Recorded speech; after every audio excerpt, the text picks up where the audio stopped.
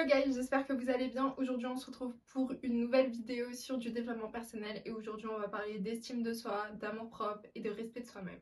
C'est parti. Donc qu'est-ce que c'est que réellement l'estime de soi? Donc il faut savoir que dans l'estime de soi, on va pouvoir appeler ça aussi de l'amour propre, on va pouvoir parler un petit peu d'ego, on va également parler du respect de soi-même. Mais en gros, dites-vous que l'estime de vous-même, c'est la chose qui peut vous sauver de toute situation. Dans le sens où si vous vous retrouvez par exemple dans une relation qui va devenir malsaine au fur et à mesure du temps, bah en fait, vous allez tellement vous aimer, vous allez tellement connaître votre valeur, vous allez tellement connaître votre valeur, vous allez tellement vous estimer, comprendre à quel point est-ce que vous êtes une personne importante, parce que vous savez ce que vous apportez, vous connaissez votre personnalité, vous connaissez votre caractère, vous connaissez vos hobbies, ce qui font vous en fait, ce qui font que vous êtes la personne que vous êtes l'incroyable personne que vous êtes. Cet amour propre que vous allez avoir envers vous-même, il va être plus fort que l'amour que vous avez envers autrui. Cet amour propre que vous allez avoir envers vous-même, il va vous dire non mais là t'es dans une relation toxique, il faut que tu partes parce que tu mérites mieux. Cultiver l'amour propre, cultiver l'amour de soi, c'est 1000 fois plus important que d'aimer quelqu'un d'autre.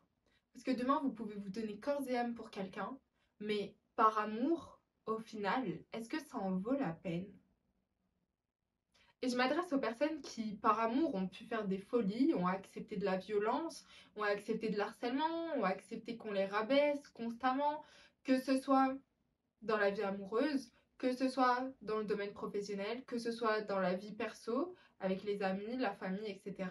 Il faut que votre amour de vous-même, il soit tellement puissant que les gens ne vont même pas penser à vouloir vous faire du mal parce qu'ils doivent comprendre que vous vous aimez tellement que peu importe ce qui va se passer, que ce soit du manque de respect, peu importe, de la violence, etc., quelque chose d'irrespectueux, quelque chose de déplacé, vous, la chose que vous allez faire le mieux, c'est partir. Et partir pour votre bien. Des fois, vous allez devoir prendre des décisions qui vont vous déchirer le cœur, qui vont vous faire pleurer. Au final, c'est pour votre bien-être.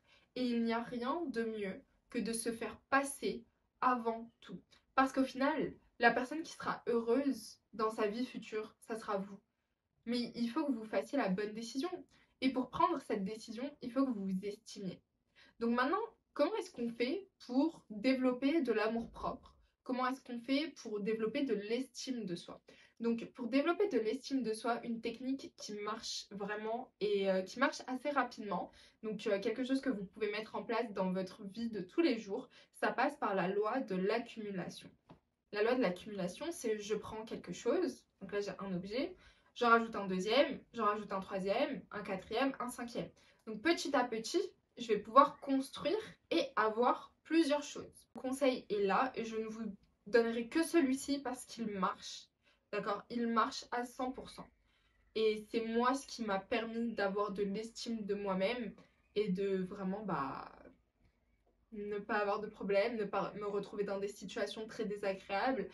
Et oui, des fois, vous faites des choix qui font très mal au cœur, mais soyez fiers, ok? Soyez fiers. C'est pour moi que je le fais. Il n'y a personne d'autre qui va venir vous sauver, comme je vous l'ai déjà répété 1 million de fois dans ces vidéos. Mais soyez fiers. Oui, ça fait mal, mais c'est pas grave. Je le fais par amour de moi-même, parce que dans ce monde, il n'y a personne qui vous aimera plus que peut-être vos parents, mais surtout vous-même. Donc avant de vouloir aimer les autres, aimez-vous d'abord. Et votre amour que vous allez pouvoir donner aux autres par la suite, il sera encore plus beau, il sera encore plus sain qu'un amour qui va, on va dire, à sens unique. Vous aimez les autres, mais vous ne vous aimez pas vous-même. C'est pas possible. Parce que même quelqu'un qui va venir, qui va vous dire oui, mais moi je t'aime, je t'apprécie pour ce que t'es, vous n'allez pas pouvoir le croire. Parce que vous ne voyez pas ce que lui, il voit en vous. Donc à vous de voir tout d'abord ce qu'il y a en vous. Donc revenons à la loi d'accumulation. Donc la loi d'accumulation, je prends un objet, j'y rajoute un deuxième, un troisième, un quatrième, un cinquième, etc. Ça me fait mon petit pactole. Et bien on va faire la même chose. Quelles sont mes qualités? Ok, donc une qualité, deux qualités, trois qualités, quatre qualités, cinq qualités. Pour définir les qualités, vous pouvez très bien vous dire, bah ok, qu'est-ce que les gens disent de moi? Elle est très organisée, il est très organisé, il est très gentil, etc. Très serviable. Ok, ça fait un. Deux, qu'est-ce que moi je sais qui est une qualité, mais que les autres ne voient pas forcément? Bah, je suis très attentionnée. peut-être que les gens ne le voient pas, ou j'ai un très grand cœur, mais peut-être que les gens ne le voient pas. Donc, une de vos qualités, et ainsi de suite. Et ça, il faut que vous le fassiez pour les qualités et pour les défauts. Pourquoi est-ce qu'on le fait pour les côtés négatifs? Pour la simple et bonne raison que l'estime de soi, c'est une composante de la confiance en soi. Et dans la confiance en soi, pour découvrir votre soi, donc qui vous êtes au plus profond de vous, eh bien en fait, il faut connaître les bons côtés et les mauvais côtés.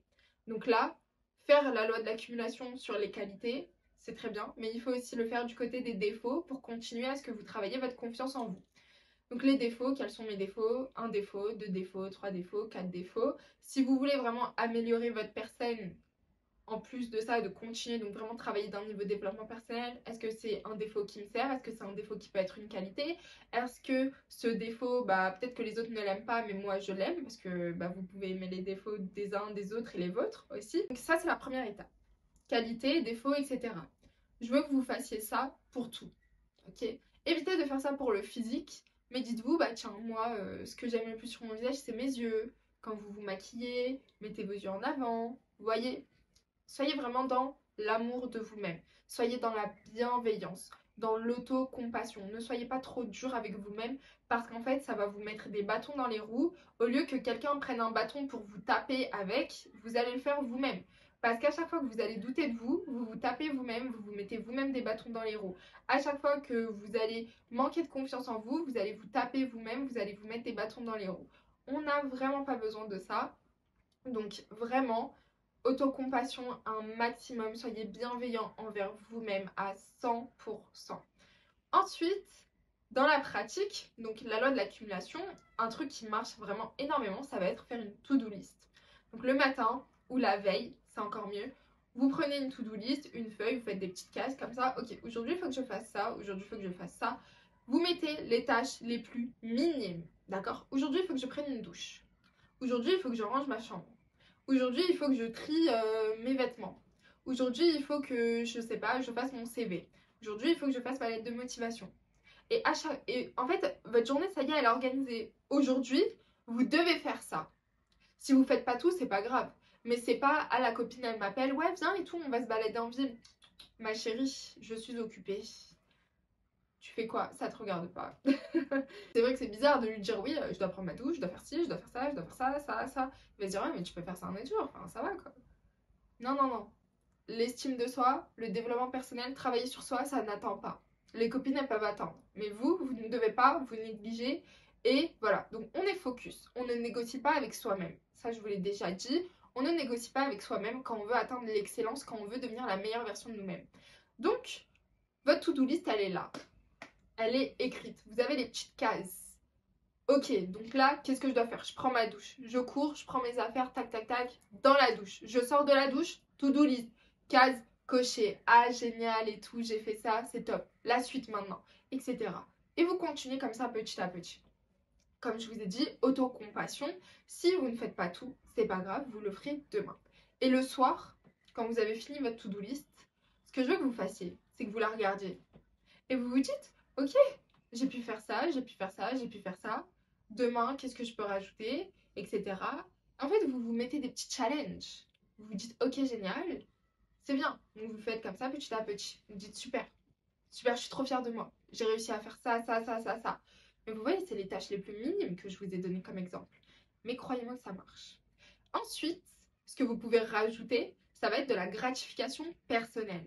Ok, aujourd'hui j'ai un gros DM à faire, DM de maths, etc. Je me concentre. 2 heures, je le fais. Aujourd'hui, ma journée elle est consacrée à faire ce DM et après j'irai manger une glace et ça c'est ma récompense pour avoir fini mon DM de maths.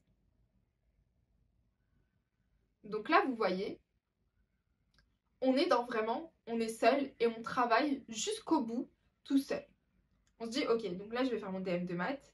Une fois que j'aurai fini mon DM de maths, je vais pouvoir me récompenser et m'acheter une glace, regarder une émission. Peu importe ce que c'est, à vous de décider quelle est la récompense. Manger un carré de chocolat si vous faites un rééquilibrage alimentaire. Peu importe. Tant que c'est quelque chose qui vous fasse plaisir. Et elle est là la clé. C'est que plus vous allez vous rendre compte de ce que vous faites. Donc, notez, puis ensuite barrer une fois que c'est fait. Petit check, petit check, petit check. Vous allez vous dire, vous allez vous dire, ah bah super, mais en fait moi je suis capable de faire ça, ça, ça, ça, ça, ça, ça, ça, ça. J'en suis capable. Maintenant c'est bien d'être capable, maintenant faut être fier. Ah ok bah j'ai fait ça et tout, franchement c'était pas facile mais j'ai réussi. Maintenant je peux me reposer. Je mérite. Ça vous fait travailler aussi votre méritocratie. Ce qui est excellent.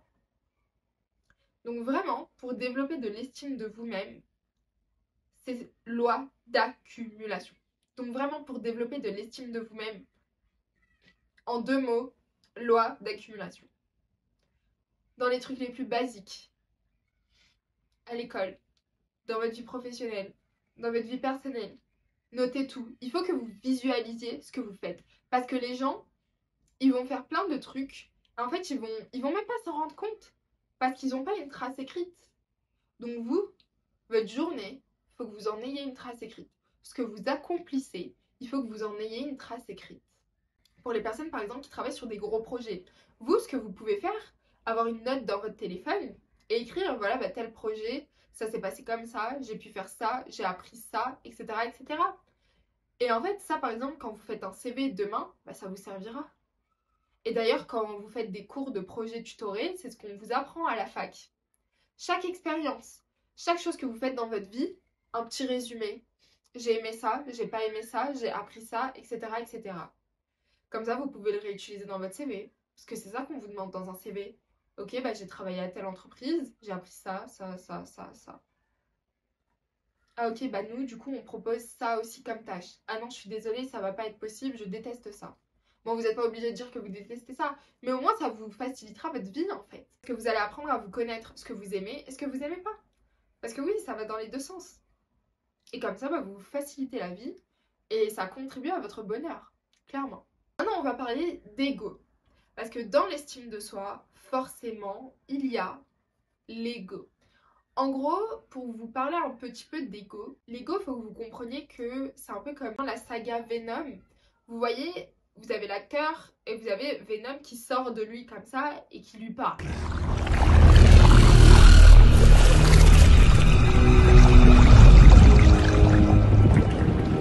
Qu'est-ce que tu es? Je suis Venom. Et tu m'appartiens. Tu es un loser, Eddie. Dire à mes règles. Pardon, qu'est-ce qui m'a pris? Laisse-moi t'arranger ça pour mieux te le recasser. T'es un loser. Et Venom, on est d'accord qu'il mâche pas ses mots. Il est très rentre-dedans. Il est très protecteur au final. On se rend compte que l'ego est protecteur. Un ego, il va être construit sur la base de votre âme. Donc, c'est soit vous vivez avec votre âme, soit vous vivez avec votre ego. Parce que vous allez avoir des petites failles, des petites blessures dans votre âme qui vont faire que, bah, pour vous défendre, parce que l'ego, c'est un mécanisme de défense de l'âme. C'est ça qu'il faut comprendre. Pour vous défendre, vous allez créer de l'ego. L'ego de manière positive, parce qu'un ego, ce n'est pas que négatif, il va vous mettre un coup de pied au cul. Ouais, mais allez, bouge-toi, tu vas pas rester assis sur ton canapé pendant 1000 ans, là, il faut que tu fasses ça, ça, ça. Allez, let's go, challenge et tout, let's go. Ça, c'est un bon ego. Gardez-le. Par contre, la frontière, elle est très étroite entre un ego qui va vous motiver et un ego qui va vous rabaisser. Donc, si vous avez des croyances limitantes, forcément, votre ego, ça va devenir non mais allez, bouge-toi le cul là, tu vas pas rester assise ici, de toute manière ta mère elle avait raison, tu vas finir vieille fille avec 50 chats et tu trouveras jamais de mec et t'accompliras jamais rien dans ta vie parce que t'es qu'une manque rien. Ça c'est un ego extrêmement toxique, extrêmement négatif. Ça c'est un ego à bannir totalement parce qu'il n'y a aucune bienveillance dans ce genre d'ego. Parce que vous avez été conditionné à être nul. Parce qu'on vous l'a répété, ça a créé des croyances limitantes chez vous. Et au final, bah en fait, vous vous mettez vous-même des bâtons dans les roues. Avoir un environnement toxique, des personnes négatives, c'est quelque chose. Devenir la personne négative de son propre environnement, ça c'est autre chose. Et c'est encore plus grave. Parce qu'en fait, vous vous en rendez même pas compte. Donc l'ego, de manière positive, c'est celui qui va vous motiver. Avec tout son amour, il va vous dire non mais vas-y, let's go et tout, n'aie pas peur. Et puis même si t'as peur, bah c'est pas grave, écoute, au moins ça sera fini et après tu penseras plus. Just do it. Ne réfléchis pas. Juste fais-le. Et comme ça, vous allez vous auto-motiver. Et vous allez être très déterminé parce que vous allez vous dire en fait, mais pourquoi est-ce que je vais douter de moi? Je suis un être humain comme tout le monde, j'ai un cerveau comme tout le monde. Si lui, il a réussi à faire ça, moi, peut-être avec un peu plus de travail, je vais réussir à faire. Ne vous sous-estimez pas. Jamais. Parce que votre ennemi, c'est le doute. Le doute, il va venir, il va vous murmurer à l'oreille. Mais si, mais imagine ça. Ouais, mais imagine si. Mais on n'a pas le temps en fait d'imaginer. On est dans le rush. On a un bon rythme. On n'a pas le temps d'imaginer.